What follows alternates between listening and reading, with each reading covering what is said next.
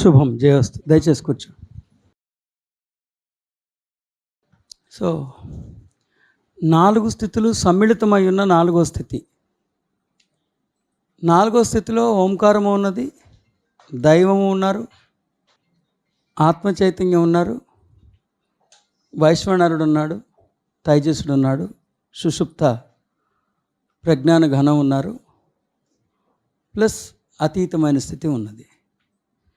4వ స్థితిలో ఇవన్నీ ఉన్నాయంటే ఇవన్నీ ఎక్కడి నుంచి వచ్చాయి?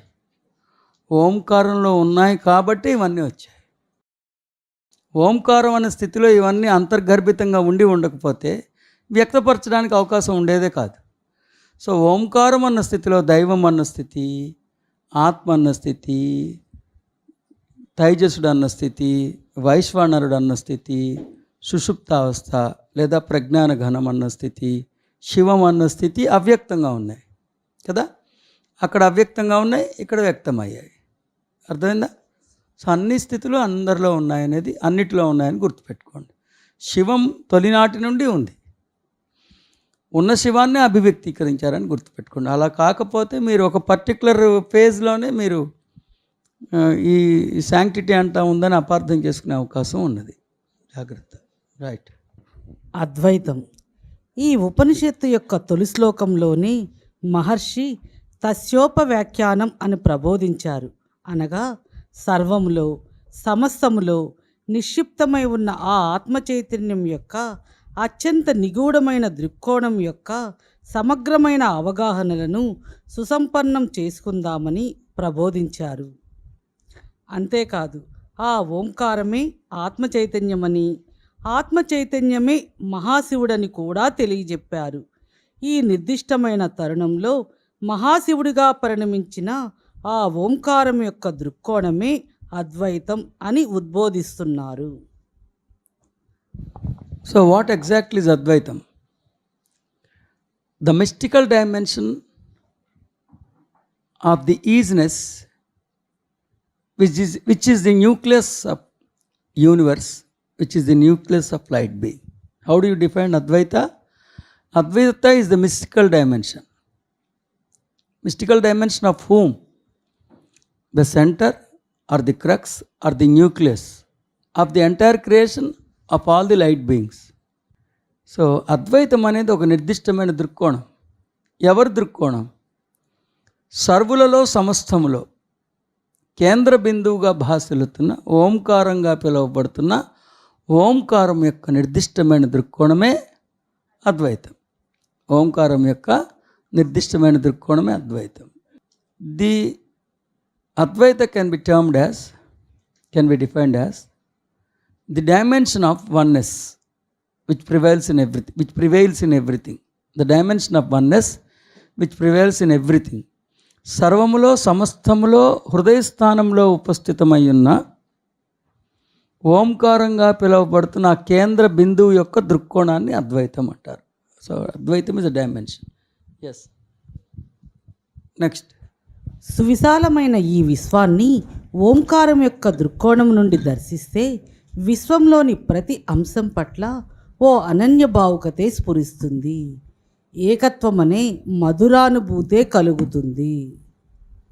అనగా విశ్వంలోని ప్రతి అంశం నాలోనే ఉన్నది, నేను ప్రతి అంశంలోనూ ఉపస్థితమయ్యే ఉన్నాను, మా ఇరువురికి మధ్య ఉన్నది అభేదమే నన్న స్ఫురణ కలుగుతుంది. నాలో లేనిది, నేను లేనిది, నాలోంచి పుట్టుకురానిది విశ్వంలో లవలేశమంత కూడా లేదు. అన్నీ నేనే, అంతా నేనే అన్న సత్యభూయిష్టమైన భావుకతే అద్వైతం. స్వయం సర్వంకి మధ్య అభేదమే ఉన్నదన్న సత్యాన్ని ఆవిష్కరించడమే అద్వైత దర్శనం అంటే. అందుకే మహర్షి ఆత్మ చైతన్యాన్ని అద్వైతంగా అభివర్ణించారు. స్వయానికి సర్వానికి మధ్య అభేదమే ఉన్నదని గుర్తిరగటమే అద్వైతం అంటే. ఓకేనా? అందుకే మహర్షి ఆత్మ చైతన్యాన్ని అద్వైతంగా అభివర్ణించారు. ఎస్. శాంతం. ఆత్మ చైతన్యం యొక్క ఓ సహజ శంకరాభరణమే మహాశాంతి. ఆ ఓంకారేశ్వరుడిని స్వయంగా నేనే. ఓంకారేశ్వరుడినే అయి ఉన్న నేను విశ్వవ్యాప్తమై అలరారుతూనే ఉన్నాను. నేను శాశ్వతమైన వాడిని, అపరిమితమైన వాడిని, అనంతమైన వాడిని అన్న జ్ఞానపు అవగాహనలోంచి పుట్టుకొచ్చే ఓ సౌరభమే తృప్తి. ఆ తృప్తే శాంతి. ఆత్మ చైతన్యం యొక్క సహజ శంకరాభరణమే మహాశాంతి. ఆత్మ చైతన్యం the very nature of Omkaram is Tranquility. ఆ ఓంకారేశ్వరుని స్వయంగా నేనే. ఆ ఓంకారేశ్వరుడిని అయిన నేను విశ్వవ్యాప్తమై అలరాడుతూనే ఉన్నాను. నేను శాశ్వతమైన వాడిని, అపరిమితమైన వాడిని, అనంతమైన వాడిని అన్న జ్ఞానపు అవగాహనలోంచి పుట్టుకొచ్చే ఓ సౌరభమే తృప్తి. ఆ తృప్తే శాంతి. అందుకనే ట్రాంక్విలిటీ. ఇంకా పొందాల్సిందేం లేదు. నేను I'm the ultimate, I'm the utmost, I'm for ever అన్నప్పుడు యాంగ్జైటీ ఉండదు. శాశ్వతమైన వాడు అన్నప్పుడు అంతా నేనే అన్నప్పుడు మానవుడికి ఉండే ఆ జలసినెస్ ఉండదు. అందరికన్నా ముందు అందరూ నేనే అని తెలుసుకున్నవాడు అందరికన్నా ముందు ఉండాలని అనుకోడు కదా. అందరూ నేనే అని తెలుసుకున్నవాడు అందరికన్నా ముందు ఉండాలని అనుకోడు. సో అందరూ నేనే, అంతా నేనే. అది ఈ కాలు ఈ పాదం ఒక కాలు ఇంకో కాలుతో పోటీ పడదు. ఒక కాలు ఇంకో కాలుకి చేయూతనిస్తుంది. ఆ బరువు నేను మోస్తా, నువ్వు ముందుకు రా అని తన ముందెళ్ళి అక్కడ ఏం ఇబ్బంది లేదని చెప్పి అంత బాగానే ఉంది, నువ్వు కూడా రా, నీ బరువును నేను మోస్తానని ఒక పాదం ఇంకో కాలుకి హెల్ప్ చేస్తుంది. అలా ఉంటుంది. ఎస్, శిఖరాగ్రానికి చేరుకుని శాంతి స్వరూపంగా పరిణమించింది. అందుకే సనాతన సాంప్రదాయం అనునిత్యం ఓంకారాన్ని, శాంతిని సైతం స్మరిస్తూ ఓం శాంతి శాంతి శాంతి అని నినదిస్తుంది.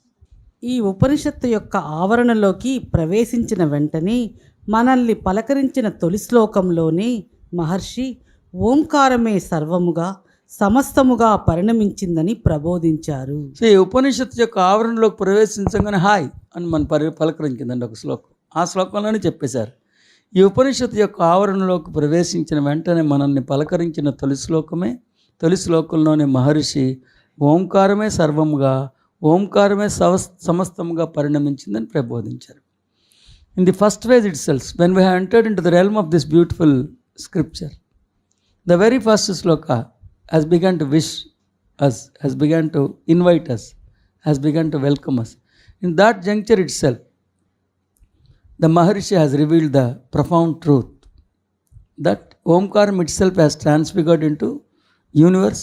Omkaram itself has transfigured into innumerable light particles. అది ప్రతిపాదించిన సత్యం.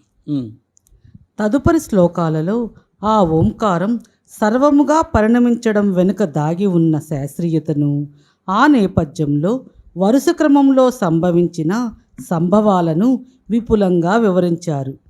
ఓంకారం నుండి పుట్టుకొచ్చిన ఆత్మ చైతన్యమే ఆ ఓంకారంలో అవ్యక్తంగా అంతర్గర్భితంగా ఉన్న దివ్యత్వాన్ని వెలికితీసి వ్యక్తపరిచిందని, వ్యక్తీకరింపబడిన ఆ దివ్యత్వమే సర్వులుగా, సమస్తముగా, సృష్టిగా పరిణమించిందని ప్రబోధించారు. శాస్త్రీయత అంటే ఇక్కడ చెప్పాను.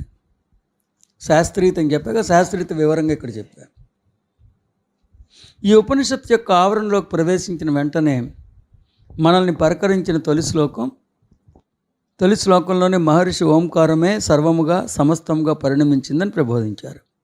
తదుపరి శ్లోకాల్లో ఆ ఓంకారం సర్వముగా పరిణమించడం వెనుక దాగి ఉన్న శాస్త్రీయతను, ఆ నేపథ్యంలో వరుస క్రమంలో సంభవించిన సంభవాలను విపులంగా వివరించారు. The science behind Omkaram transforming it self into creation, the science behind Omkaram transforming itself into innumerable particles has been revealed.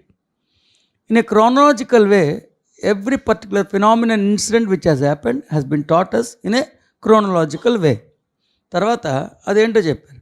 ఓంకారం నుండి పుట్టుకొచ్చిన ఆత్మ చైతన్యమే ఆ ఓంకారంలో అవ్యక్తంగా అంతర్గర్భితంగా ఉన్న దివ్యత్వాన్ని వెలికితీసి వ్యక్తపరిచిందని, వ్యక్తపరచబడిన ఆ దివ్యత్వమే సర్వులుగా, సమస్తముగా, సృష్టిగా పరిణమించిందని ప్రబోధించారు.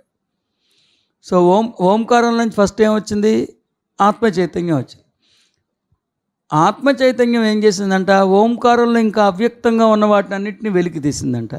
అప్పుడే అనేక కాంతిపుంజాలు సృష్టి వచ్చింది. ఇది అర్థమైతే మీకు అది అర్థమవుతుంది. ఇక్కడ ఏంటంటే ఓంకారం తనని తాను ఆత్మ చైతన్యంగా అభివ్యక్తీకరించుకుంది. ఇక్కడ తండ్రి ఓంకారం, తనయుడు ఆత్మ చైతన్యం అనుకుందాం. ఈ ఆత్మ చైతన్యం ఏం చేశారు, తండ్రిలో ఇంకా అవ్యక్తంగా ఉన్న ఒక్కొక్క అంశాన్ని బయటికి తీశారు. ఒక అంశం బయటికి తీస్తే కాంతిపుంజమైంది, మరో అంశం బయటికి తీస్తే సూర్యుడయ్యాడు, మరో అంశం బయటికి తీస్తే చంద్రుడయ్యాడు. ఇప్పుడు అన్నీ ఓంకారం నుంచి వచ్చినట్టేనా?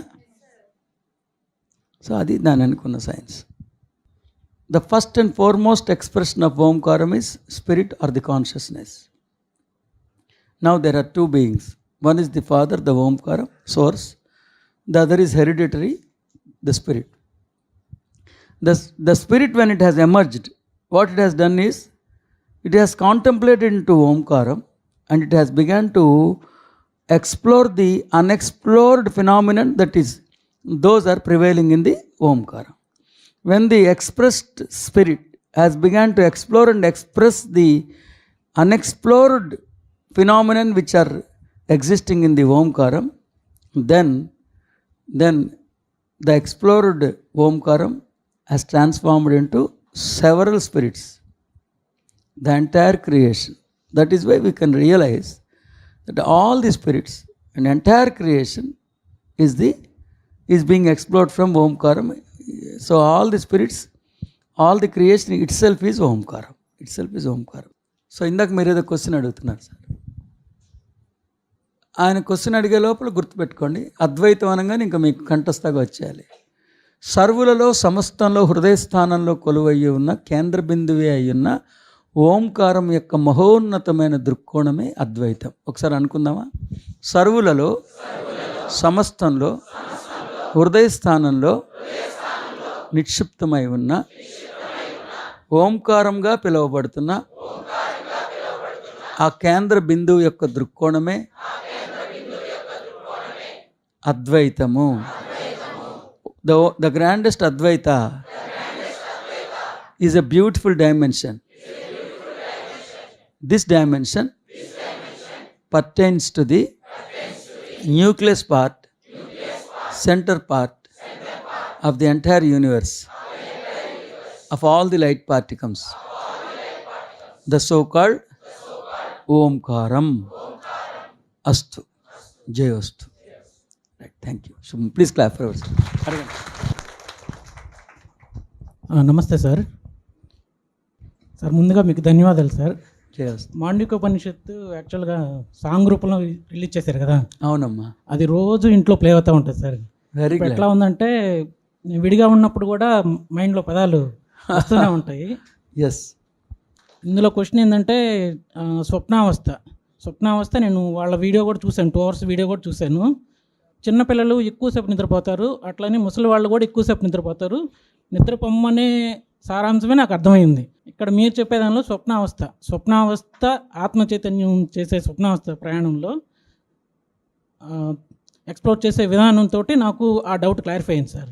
నా పర్సనల్గా ఒక డౌట్ ఏంటంటే, ఇప్పుడు రెగ్యులర్ లైఫ్లో జరిగే సంఘటన ఇది.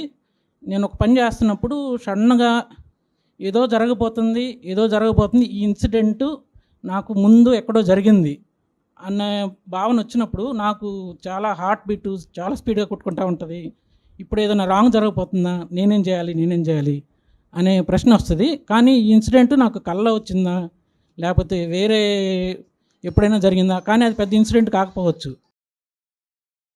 కానీ దాన్ని ఎలా చూడాలి అనేది మీరు క్లారిఫై చేయండి సార్. ధన్యవాదాలు సార్. శుభం చేస్తూ. It's valid question. వారు అడిగిన ప్రశ్న, స్వప్నము అంటే మనిషి నిద్రపోతున్నప్పుడు కనే కల కాదని, ఆత్మ చైతన్యం తన నిజ దివ్య స్పృహలోకి ఉద్ధరించుకుని తన వాంఛని వాస్తవంగా పరిణమింప చేసుకోవటానికి చేసే చిత్రీకరణ అన్న అంశంతో నేను ఏకీభవిస్తున్నాను అని మొట్టమొదటిగా చెప్పారు. మరొకసారి చెప్తాను. మాండుక్యోపనిషత్తులో స్వప్నము అన్న పదప్రయోగం గాఢ నిద్రలో మనిషి కనే కల కాదని, మహిమాన్వితమైన ఆత్మ చైతన్యం తన వాంఛను నెరవేర్చుకునే క్రమంలో తనని తాను తన నిజ దివ్య స్పృహలోకి ఉద్ధరించుకుని నిజ దివ్య స్థితిలో స్థితమై వాంఛని వాస్తవంగా చేసుకునేందుకు చేసే చిత్రీకరణ అన్న సత్యం ఆయన అంగీకరించానని మొదటగా తెలియజేశారు. వారి డౌట్ ఏంటంటే, సరే స్వప్నం వేరు, మనిషి కనే కళ వేరు. కానీ చాలాసార్లు మన దైనందిక జీవితంలో ఒక సంఘటన జరిగినప్పుడు ఈ సంఘటన ముందే ఎక్కడో జరిగిందే అన్నట్లుగా అనిపిస్తూ ఉంటుంది. ఒక వ్యక్తిని కలిసినప్పుడు ఇతన్ని ఇదివరకు ఎప్పుడో కలిసానే అన్నట్లుగా అనిపిస్తుంది. అది కళ అది ఎప్పుడో కలగానే ఉంటాం కదా, లేకపోతే కళ నిజం కాదన్నారు. కానీ చాలా తరచుగా అలా జరుగుతుంది కదా, అది మరి కళ కాదన్నారు. కళకు అసలు శాంక్టిటీ లేదన్నారు. కానీ మనం కొన్నిసార్లు అలా జరుగుతుంది కదా, దాన్ని ఎలా వివరించాలని మీరు చెప్పారు. మీ అందరిలో జరుగుతూనే ఉంటుంది, ఎప్పుడో ఒక్కసారైనా జరుగుద్ది. నేను మొన్న ముంబైకి వెళ్ళినప్పుడు, ఒక ప్లేస్కి వెళ్ళినప్పుడు నాకు చాలా క్లియర్గా అనిపించింది. ఫస్ట్ టైం నేను వెళ్ళలేదు అక్కడికి, ఇంతకుముందే నేను వెళ్ళాను కదా ఇక్కడికి అన్నట్లుగానే భావన కలుగుతుంది. కొంత మనుషులను చూసినా కూడా ఎక్కడో చూసినట్టుందని మిమ్మల్ని అంటాం. కొన్ని ప్లేసులకి వెళ్ళినా కూడా అలాగే అనిపిస్తుంది. ఎందుకంటే అది ఇంకా నా దర్శనాన్ని ధృవీకరిస్తుంది. డౌట్ ఎలా అంటే, ఆత్మ చైతన్యం తన వాంఛను నెరవేర్చుకోవటం కోసం తన అంతరంగంలో స్థితమై తన వాంఛకు ఒక దృశ్యకావ్యం కలిపి రూపకల్పన చేసి చిత్రీకరించుకుంటుంది. అలా ఎప్పుడో మీ హృదయాంతరంగంలో కొలువైన ఆత్మ చైతన్యం అలా సృష్టించుకోవటం వల్లే దాని యొక్క పర్యవసానంగా పరిణామక్రమంగా బయట జరుగుతాం. అది మీరు మనిషిగా నిద్రపోతున్నప్పుడు కల కాదు. మహిమాన్వితమైన మీ ఆత్మ చైతన్యం ఎప్పుడప్పుడు ఆ వాంఛని అలా చిత్రీకరించుకుంది. అది లోపల మీరే ఆత్మ చైతన్యం కాబట్టి ఆత్మ చైతన్య స్థితిలో మీరు ఆ దృశ్యాన్ని ఇప్పటికే దర్శించారు కాబట్టి మనిషిగా మీకు అది యద్భావం తద్భవతి, భావంగా జరిగిపోయింది. అది ఎక్కడ ఆత్మ చైతన్యం యొక్క స్థితిలో మీరు ఆ మనిషినో ఆ ప్రదేశాన్నో చిత్రీకరించుకున్నారు. స్వప్నావస్థలో అయిపోయింది. ఎవరి స్వప్నావస్థ? ఆత్మ చైతన్యం యొక్క స్వప్నావస్థ. అది మనిషికి భవతి అవుతుంది. మనిషికి అది భవతి అవుతుంది. ఆత్మ చైతన్యం దర్శించిన దర్శనం మనిషికి విధి అవుతుంది, డెస్టినీ అవుతుంది. సో అర్థమైందా? సో ఎప్పుడో అప్పుడు మహిమాన్వితమైన మీ ఆత్మ చైతన్యం ఆ సన్నివేశాన్ని అలా దర్శించింది కాబట్టే, ఆ వ్యక్తితో సంగమాన్ని కూడా అలా దర్శించింది కాబట్టే అది తర్వాత ఎప్పుడో సంభవంగా మారింది. అందుకే మీకు ఆత్మ కూడా మీరే కాబట్టి ఇదివరకు ఇతను ఎక్కడో కలిశానన్న స్మరణ మీలో కలుగుతాం.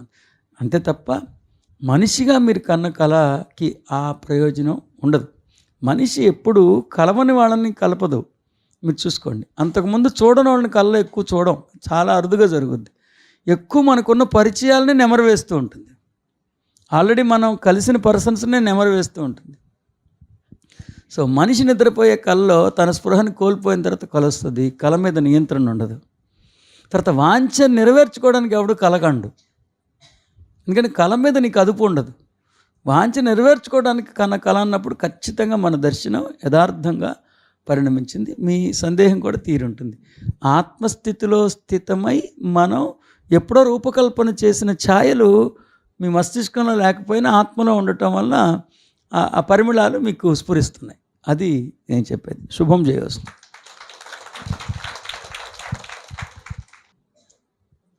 ఆ ఉపనిషత్తు యొక్క ఆవరణలోకి ప్రవేశించిన వెంటనే మనల్ని పలకరించిన తొలి శ్లోకంలోని మహర్షి ఓంకారమే స్వయమని సమస్తంగా పరిణమించిందని ప్రబోధించారు.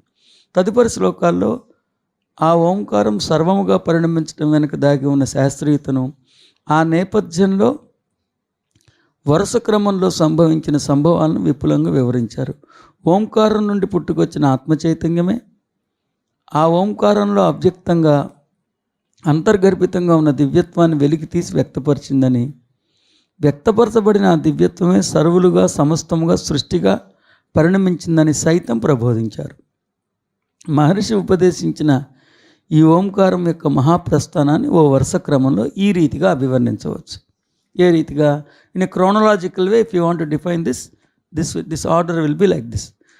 ఓంకారం తొలి స్థితి, బ్రహ్మ లేదా దైవం, ఆత్మ చైతన్యం, వైశ్వానరుడు, తైజసుడు, ప్రజ్ఞాన ఘనుడు, అతీతం, మానవాతీతం, మహాశివుడు, అద్వైతం, చివరికి శాంతం. అక్కడికి క్లోజ్ అయిందన్నమాట. ఓం శాంతి శాంతి శాంతి. ఇది క్రోనలాజికల్ ఆర్డర్. ఓకేనా? ఒక్కటి గుర్తుపెట్టుకోండి, సనాతన సాంప్రదాయంలో ఏ కల్చర్ వచ్చినా అది జ్ఞానం నుంచే వచ్చింది. మనం అన్నం పెట్టడం, దేవుడికి జోలపాట పాడటం, లేకపోతే ఆయనకి ఒక సుప్రభాత గీతికని నేర్పటం, మనం తింటుంటే ముద్ద పెట్టడం, అవన్నీ వికృతి చేష్టలే. కానీ దాని వెనక అంత శాస్త్రీయత ఉంది చూడండి. భౌతికంగా దృశ్యమాన జగత్తులో మనిషి ఉన్నాడు, వాడికి అసలు దేవుడు ఎక్కడా కనిపించట్లా. కానీ ఆ దేవుడు ఉన్నాడు, సజీవంగా ఉన్నాడు. ఎంత సజీవంగా ఉన్నాడంటే నువ్వు తింటున్నావే, పడుకుంటున్నావే, లేస్తున్నావే, అంత సజీవంగా ఉన్నాడని గురువు చెప్పాడనమాట ఆడికి. అంత సజీవంగా ఉన్నాడు ఆయన. ఎప్పుడైతే నాలో దేవుడు ఉన్నాడని, ఆయన సజీవంగానే ఉన్నాడని, ఎంత సజీవంగా ఉన్నాడంటే నా అంత సజీవంగా ఆయన కూడా ఉన్నాడని తెలిసినప్పుడు ప్రతి చేష్టలో, ప్రతి చర్యలో సజీవంగా తనలో ఉన్న దేవుడిని గుర్తు తెచ్చుకోవటం, ఆయన తిన్నాడో తినలేదో అంటాం, అవన్నీ ఒక రకంగా చేదస్తాం.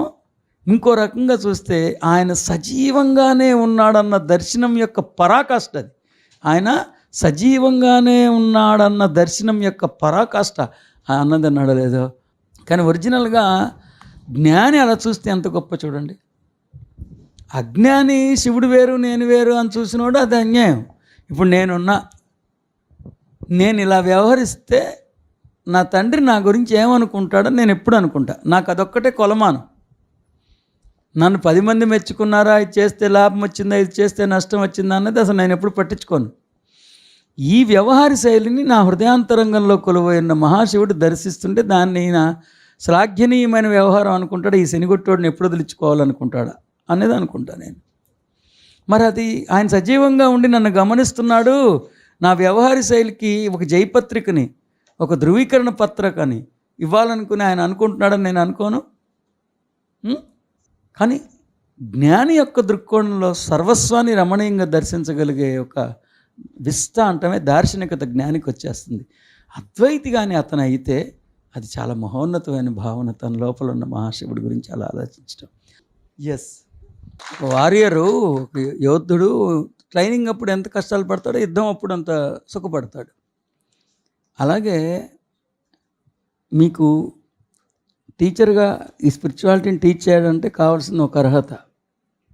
ఒకవేళ నేను ఎప్పుడైనా మిమ్మల్ని అడిగాను అనుకోండి, లేకపోతే మీ అంతరంగంలో కూడా నాకు చెప్పటం ప్రధానమైందా, నేర్చుకోవటం ప్రధానమైందా అన్నప్పుడు, మీరు చెప్పటం ప్రధానమైందంటే ఇంక మీరు అనవసరం చెప్పడం. నాకు ముందు నేను నేర్చుకోవడం ప్రధానమైంది అన్నప్పుడు చెప్పగలిగే అర్హత వచ్చినట్టు మీకు. Did you get my point?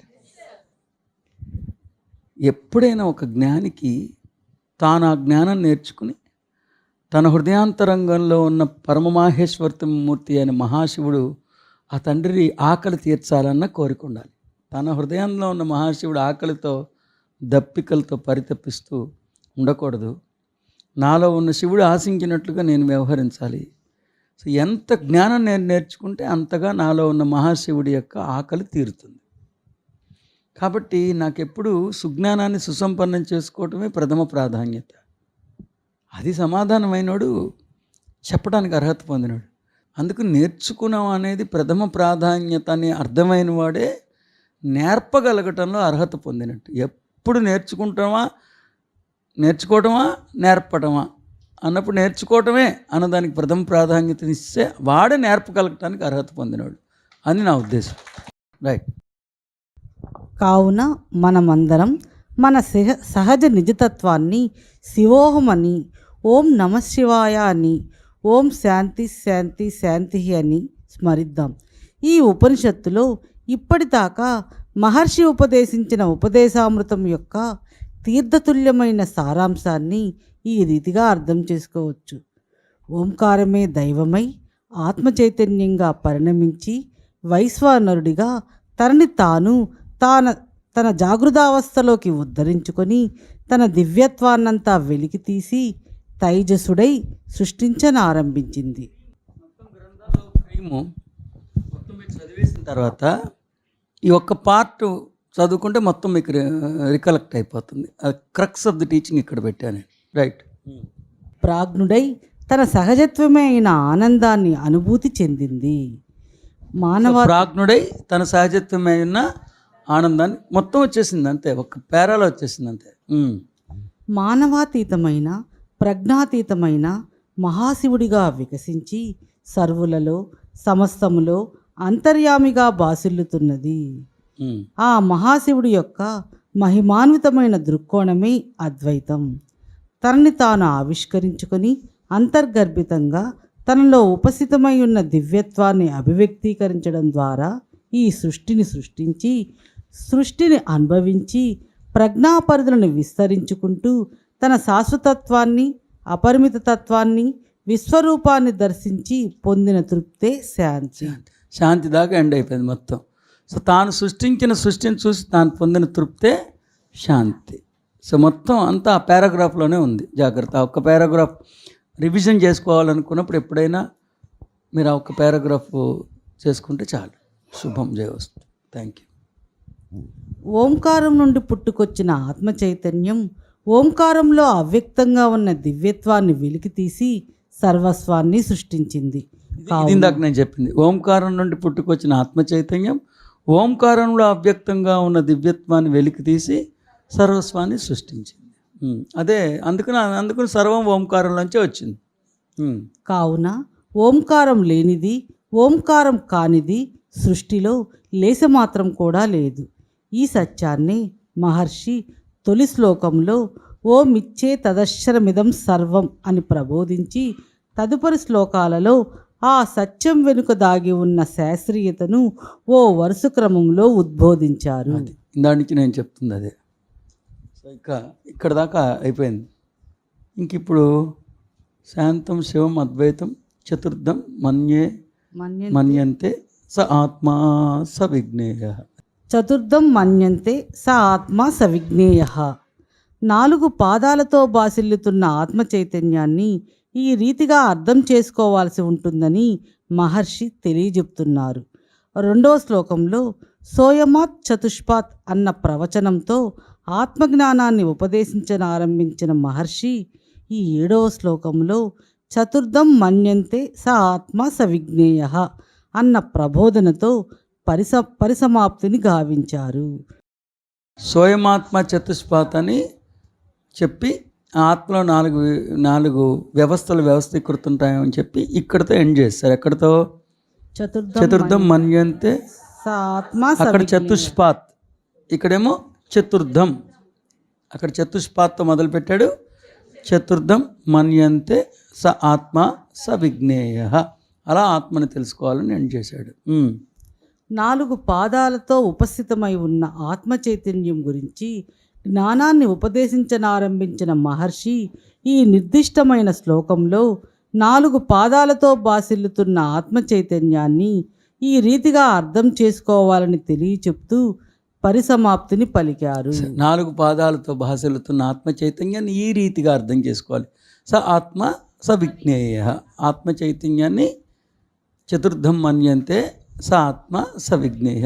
4 పాదాలతో భాషలుతున్న ఆత్మ చైతన్యాన్ని ఈ రీతిగా అర్థం చేసుకోవచ్చని మహర్షి మనకు తెలియసారు. అక్కడితో ఎండ్ అయిందండి. ఎంత సిస్టమేటిక్గా ఉందో చూడండి. 4 పాదాలు ఉన్నాయి, దాని గురించి చెప్పారు, ఇక్కడ క్లోజ్ చేస్తారు. 7th శ్లోకంతో అయిపోయింది యాక్చువల్గా. 4 పాదాలతో బాసిల్లుతున్న ఈ ఆత్మ చైతన్యమే సర్వేశ్వరుడు.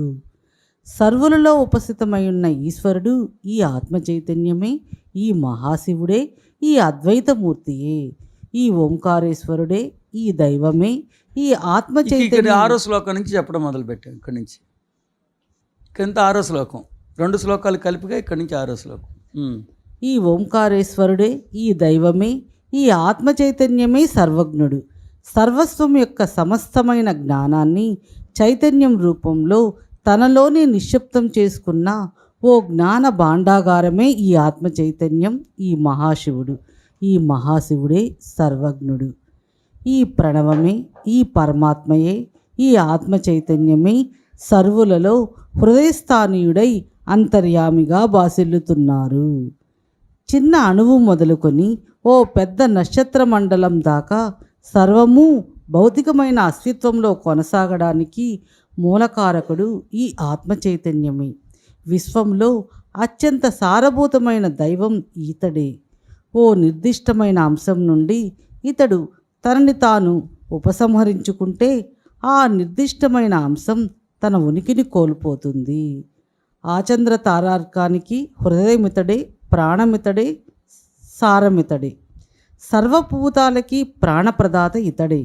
మహిమాన్వితమైన ఈ ఆత్మ చైతన్యం ఓ నిర్దిష్టమైన స్వరూపాకృతిలోకి ప్రవేశిస్తే ఆ స్వరూపం జీవించనారంభిస్తుంది. ఆ స్వరూప ప్రాంగణం నుండి ఈ ఆత్మ చైతన్యం తనని తాను ఉపసంహరించుకున్న ఉత్తర క్షణం ఇక ఆ ప్రాణి తన ప్రాణాన్ని కోల్పోతుంది. ఈ ఆత్మ చైతన్యమే మహాశివుడు, సర్వేశ్వరుడు, సర్వజ్ఞుడు, అంతర్యామి, ప్రాణప్రదాత, సృష్టికి మూలకారకుడు. ఆ ఓంకారేశ్వరుడిని నేనే, ఆ దైవాన్ని నేనే, ఆ ఆత్మ చైతన్యాన్ని నేనే. శివోహం, ఓం నమః శివాయ, అహం బ్రహ్మాస్మి, తత్వమసి, అయమాత్మా బ్రహ్మ, ప్రజ్ఞానం బ్రహ్మ. ఓం శాంతి శాంతి శాంతి. అస్తు. అది ఇది 6-7 శ్లోకాల్లో శ్లోకద్వయం. 7th శ్లోకాలు 6th శ్లోక యొక్క వైభవాన్ని చెప్పారు. 6th శ్లోకాలు 7th యొక్క వైభవాన్ని చెప్పారు. ఇది దర్శనం. మాండుక్యోపనిషత్తులో ఇంకో విశేషమైన ప్రయోగం కూడా జరిగింది. భగవద్గీత కానీ ఏదైనా సరే ఒక ప్రవచనంలో మొట్టమొదటిగా ఫలశ్రుతి చెప్తారు. దానివల్ల జరిగే ఉపయోగం ఏంటో చెప్తారు సాధకులు. చెప్తే సాధకులు దాని పట్ల శ్రద్ధగా ఉంటారు. దీనివల్ల ఈ ఉపయోగం జరుగుతుంది నాయన, ఇది తెలుసుకోవటం వల్ల అంటే సాధకుడు శ్రద్ధగా ఉంటాడు. శ్రద్ధ పుష్పాలు వికసింపజేసిన తర్వాత అప్పుడు చెప్తారు జ్ఞానం. కానీ ఒక్కసారి మహర్షి ముందు చెప్పేసి దానివల్ల జరిగే ఫలశ్రుతిని 9, 10, 11, 12 శ్లోకాల్లో చెప్పారు. ఒక 8వ శ్లోకం మినహాయిస్తే 9, 10, 11, 12 శ్లోకాలు ఈ జ్ఞానం వలన వచ్చే ఫలశ్రుతి ఏంటో చెప్పారు. కానీ భగవద్గీతలో కానీ మిగతా అనేక ఉపదేశాలను కానీ మీరు అబ్జర్వ్ చేస్తే ఫస్ట్ ఫలశ్రుతి చెప్తారు. దీనివల్ల వచ్చే లాభం ఏంటో చెప్తారు. లాభం ఏంటో తెలిసినప్పుడు అతడు దాని పట్ల శ్రద్ధగా వింటాడు. కానీ ఈసారి మాత్రం కొంచెం రివర్స్ చేశాడు. ఇదొకటి ఇంపార్టెంట్ మీరు చెప్పేటప్పుడు. ఇంకా దీనికి సంబంధించి ఏమైనా డౌట్స్ ఉంటే అడగండి. ఆయన ప్రశ్నకు సమాధానం చెప్తాను. ప్రజ్ఞ అంతర్ధానం అవ్వదు, అంతర్లీనం అవుతుంది. అంతర్ధానం అవటం అంటే లేకుండా పోవటం, అంతర్లీనం అంటే సమ్మిళితం అవటం. ఎవరైతే ఆ ప్రజ్ఞను ఆవిష్కరించారో ఆ ప్రజ్ఞ వారిలో సమ్మిళితం అయిపోతుంది. అంతర్ధానం అవటం అంటే లేకుండా పోవటం, అంతర్లీనం అవటం అంటే ఇద్దరు లేకుండా పోవటం. ప్రజ్ఞ ఎవరి కోసం వచ్చిందో ఆ ప్రజ్ఞ అతనిలో కలిసిపోవటం, అంతర్లీనం అవుతుంది.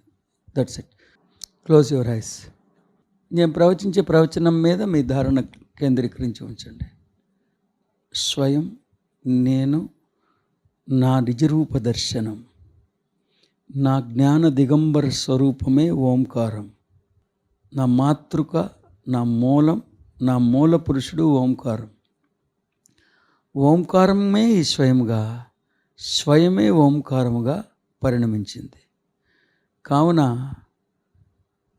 మహిమాన్వితమైన ఈ తత్వశాస్త్రములో తొలి పాఠ్యాంశముగా నేను అనుష్ఠానం చేసుకుంటున్న అంశం నేను లేదా స్వయంకి ప్రణవంగా పిలువబడుతున్న ఓంకారానికి మధ్య ఉన్నది అభేదమే, ఏకత్వమే.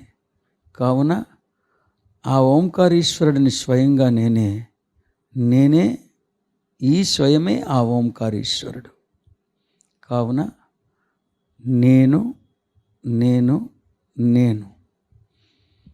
ఈ నిజమైన నేను నుండే, ఈ నిజమైన నేనే మహాప్రస్థానంలో ఓ నిర్దిష్టమైన మజిలీ వద్ద దైవంగా పరిణమించాను. నిజమైన నేనే నా ఆధ్యాత్మిక మహాప్రస్థానంలో ఒక నిర్దిష్టమైన మజిలీ వద్ద దైవంగా పరిణమించాను. అంటే నా సంభవ సంబరాల యొక్క తీవ్రత మరింతగా పెరిగిన తర్వాత స్వయమే అయిన నేను నా ఆధ్యాత్మిక మహాప్రస్థానంలో ఒక నిర్దిష్టమైన స్థితిలో దైవంగా పరిణమించాను. దైవమే అయిన నేను నా ఆధ్యాత్మిక మహాప్రస్థానంలో ఒక నిర్దిష్టమైన స్థితిలో ఆత్మ చైతన్యంగా పరిణమించాను. కావున నేనే స్వయమే ఉన్న నేను ఓంకారంగా, స్వయమే ఉన్న నేను దైవంగా, స్వయమే ఉన్న నేను ఓ నిర్దిష్టమైన స్థితిలో ఆత్మ చైతన్యంగా పరిణమించాను. ఆత్మ చైతన్యమే ఉన్న నాలో 4 వ్యవస్థలు వ్యవస్థీకృతమై ఉన్నాయి. ఆత్మ చైతన్యమే అయ్యున్న నాలో 4 వ్యవస్థలు వ్యవస్థీకృతమై ఉన్నాయి. అవే వైశ్వానరుడు, తైజసుడు, సుషుప్తావస్థ, అతీతమైన స్థితి. ఆత్మ చైతన్యమే అయి ఉన్న నా సహజత్వం అక్షరం, అంటే క్షరం కాకుండా ఉండటం, శాశ్వతంగా అస్తిత్వంలో ప్రభాసలుతూ ఉండటం. మృత్యువు, ముగింపు లాంటి అంశాలు నా నిఘంటువులో లేశమాత్రం కూడా లేవు సుమా. నిత్యం నిరంతరాయమానంగా అస్తిత్వంలో కొనసాగుతూనే ఉంటాను నేను. కాబట్టి ఓంకారంగా పిలువబడుతున్న ఆత్మ చైతన్యాన్ని అయిన నేను ఈ స్వయం శాశ్వతమైన వాడిని. నిరంతరాయమానంగా అస్తిత్వంలో కొనసాగుతూనే ఉంటాను.